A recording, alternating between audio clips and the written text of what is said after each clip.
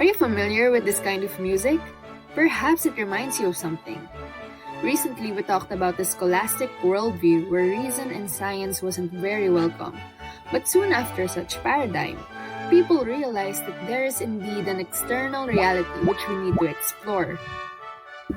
We are now moving on to the Renaissance paradigm. Was this also the Renaissance or awakening of perhaps science? Let's see for ourselves. The Renaissance paradigm. The Renaissance paradigm is where the embryos of modern discipline were born. Theological explanations were abandoned and forsaken from the observation of things in the human environment. Laws of nature was now articulated from a mathematical basis rather than mechanical observations, therefore this paradigm became a route to knowledge. During this time, science slowly gained attention, thus, it was able to describe a phenomenon and became a source for the development of new technologies. With the help of the scientific revolution and the emergence of experimental and mathematical methods, the universe was discovered and the knowledge in astronomy increased. In addition, discoveries of different prominent scientists were put into place.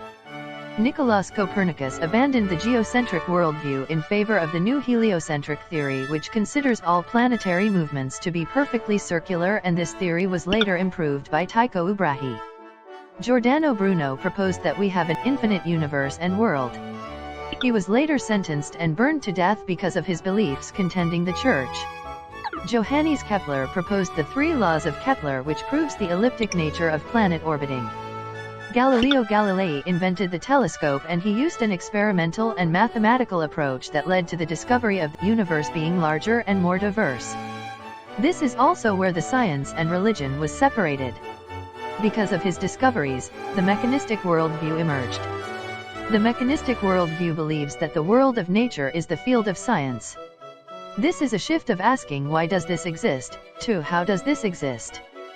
Quantitative and qualitative properties of analysis were differentiated, and it also resulted in the distinction between research and science.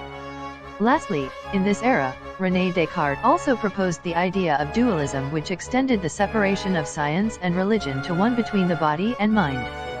The objective world is the domain of science where the body belongs, and the subjective world is the domain of religion where the mind, thoughts, and feelings belong. In this paradigm, science had to declare itself independent and neutral.